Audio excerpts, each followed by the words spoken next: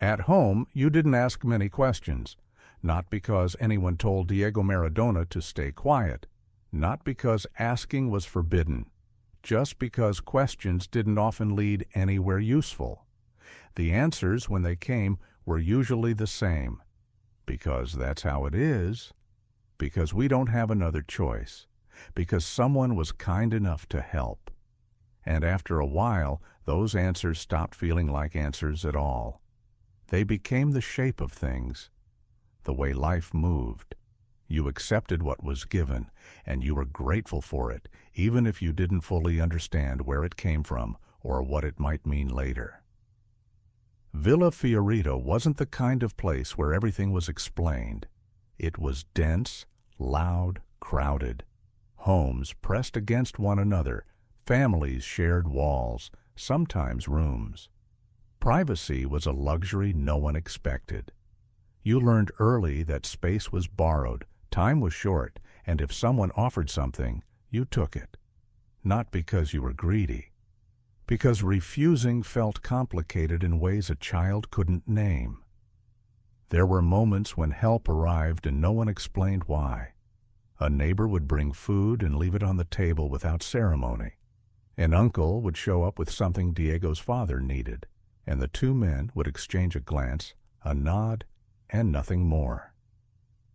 The transactions were wordless. The debts, if there were any, were invisible. Diego watched this happen over and over. He learned that some things were better left unspoken, that gratitude was expected, but questions were not, that accepting what was offered without hesitation made things easier for everyone. It didn't feel important at the time. His mother managed the household with a kind of quiet precision. She knew who to ask when something was needed. She knew which doors to knock on, which faces to trust. She never explained her decisions to the children. There was no time for explanation. Things simply happened, and the family adjusted. Diego learned to adjust alongside her. When a bag of groceries appeared, he didn't ask where it came from. When his father brought home a little extra money, he didn't ask how. The answers wouldn't have changed anything. The family needed what it needed, and if someone provided it, that was enough. Refusal wasn't really an option, not in a practical sense.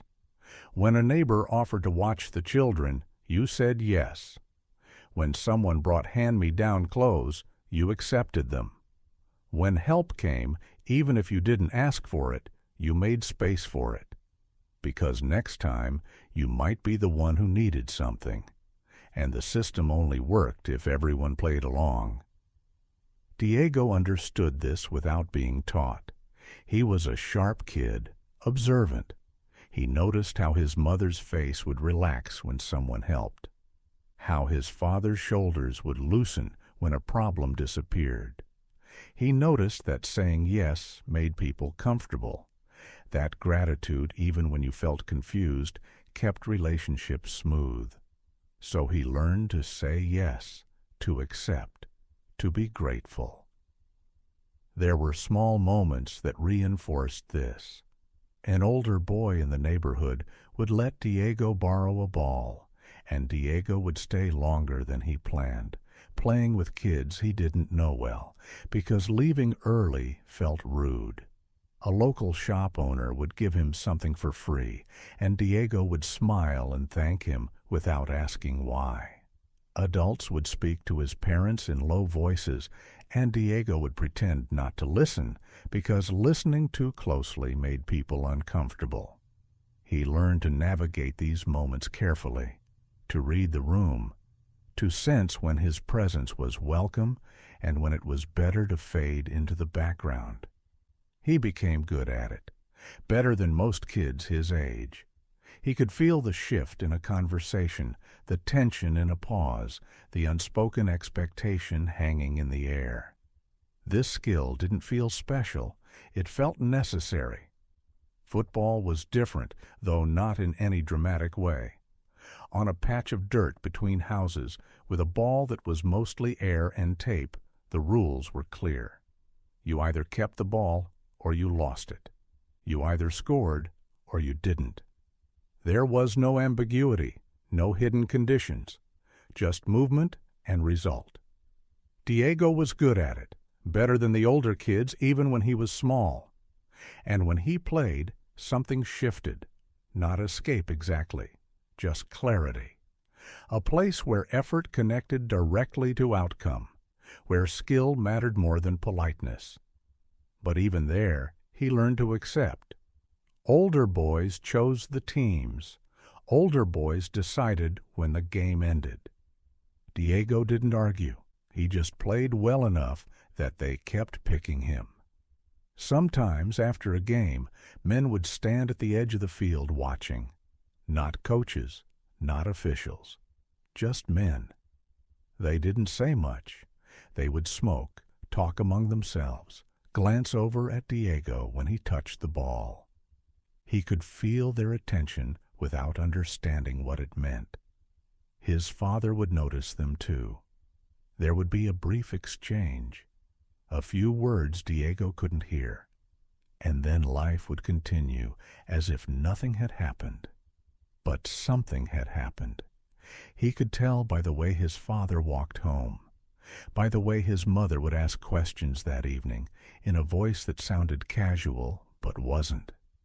Diego would sit at the table, quiet, while his parents spoke around him, their words careful and measured. He wasn't asked what he thought.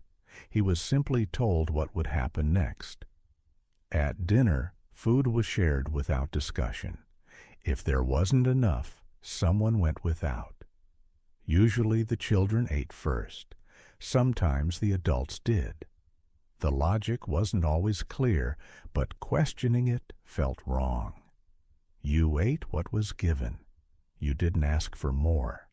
You didn't complain if your portion was small. Diego learned that wanting more than what was offered created discomfort, that asking why could make someone feel accused, even if that wasn't the intention. So he stopped asking. He watched instead. He noticed patterns. He learned to read what was happening without needing it spelled out. When his father came home late, smelling of work and exhaustion, Diego didn't ask where he'd been. When his mother seemed worried but said nothing, Diego stayed quiet too.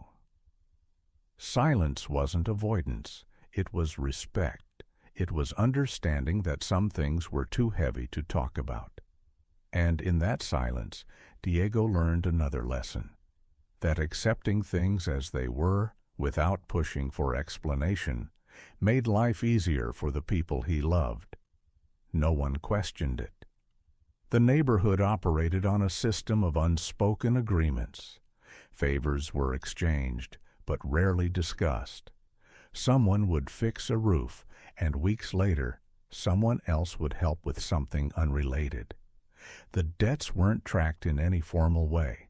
They just existed, floating between families, between friends, creating a web of obligation that held everything together. Diego saw this web. He didn't understand all of it, but he felt it. He knew that when someone did something for his family, there would be a moment later, maybe much later, when that gesture would need to be returned. Not explicitly, not with a conversation, just with presence, with availability, with the quiet understanding that help, once given, created a bond, and bonds, once formed, were not easily broken. There were times when his parents would tell him to go somewhere, and he would go without asking why. To a relative's house, to run an errand, to sit quietly in a corner while adults talked about things he wasn't meant to hear. He would watch their faces, the way they leaned in or pulled back, the pauses that meant more than words. He learned to be present without being noticed, to understand tone without understanding content.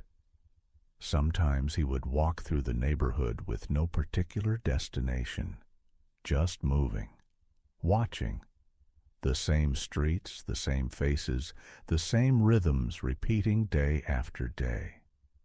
He would see other families going through their own versions of what his family went through. The same quiet exchanges, the same unspoken negotiations, everyone helping everyone else in ways that were never quite free.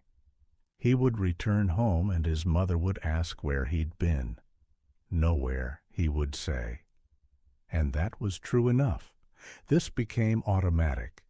He didn't resist. Resistance required energy, required explanation, required the possibility that saying no might be acceptable. And in his world, it usually wasn't. So he learned to move through life with a kind of quiet cooperation, to be helpful, to be grateful, to accept what came without questioning the terms. At the time, it didn't feel important. There were adults who started paying attention to his football, men who would watch him play and then talk to his father. Diego wasn't part of those conversations. He would wait nearby, kicking the ball against a wall, listening to the rhythm of voices without hearing words. He could tell when the conversation was serious by how long it lasted, by whether his father nodded or stayed still. These men brought opportunities, or what looked like opportunities. A chance to play somewhere better, a chance to be seen by someone important. And Diego's parents would say yes because saying no felt impossible, because refusing help, especially when it came from people who seemed to know more, who seemed connected, felt dangerous. Diego learned to accept these opportunities without asking too many questions. What would happen if he went? What would be expected of him later? What did these men want in return? The questions didn't matter. The opportunity was there. You took it. You were grateful. He began to notice a pattern, that accepting led to more opportunities, that being cooperative, being easy to work with, made people want to help him. That saying yes opened doors, while hesitation closed them. So he said yes, over and over, to tryouts, to matches, to invitations from people his parents barely knew. He said yes because that's what you did, because opportunities didn't come often, and when they did, you didn't waste them by being difficult. And somewhere in that repetition, acceptance stopped feeling like a choice. It became a reflex, a way of being. That was just how things worked.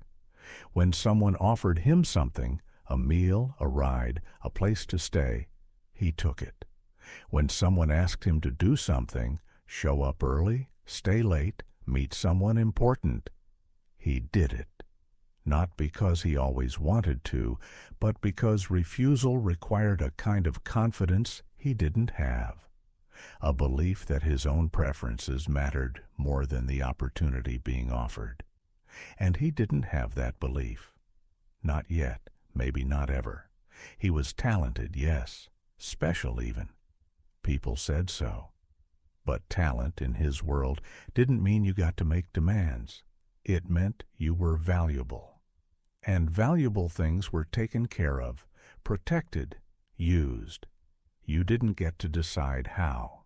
You just had to be grateful that someone saw your worth. There were moments when he would sit on the edge of his bed, aware of voices in the next room discussing him, his future, his potential, what he might become. He couldn't hear the details, just the tone, the mixture of hope and calculation. He understood even then that he wasn't just himself anymore.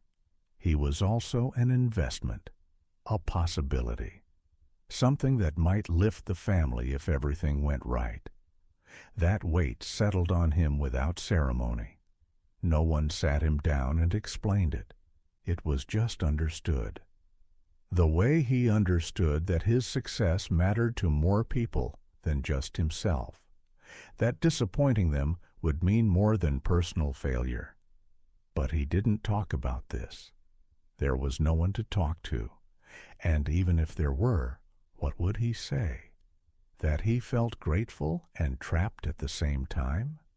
That he didn't know how to say no without feeling like he was betraying everyone who had helped him? Those feelings didn't have words yet. They were just a low hum in the background, a tension he carried without fully understanding. There were afternoons when adults would praise him, tell him how proud they were, how far he would go, and he would smile and thank them, because that was what you did. But inside, he felt the weight of their expectations adding to the pile. Each compliment was also a reminder. Each expression of pride was also a claim. He kept playing, kept accepting, kept saying yes. On the field, when the ball was at his feet, there was a brief window where none of it mattered, where he was just moving, reacting, creating. But the moment the game ended, the weight returned. The men at the edge of the field, the conversations with his father, the plans being made without his input. And slowly, without anyone teaching him directly, he learned that this was how the world worked, that help came with invisible strings, that opportunities were never truly free, that gratitude once given created a kind of debt that followed you. He learned to accept without asking, to cooperate without questioning, to be grateful even when he felt uneasy. And by the time he was old enough to realize what he had learned, it was already part of him, woven into the way he moved through the world, automatic, normal, just how things were. If this story left an impression on you, liking the video is enough. For future episodes, you can subscribe.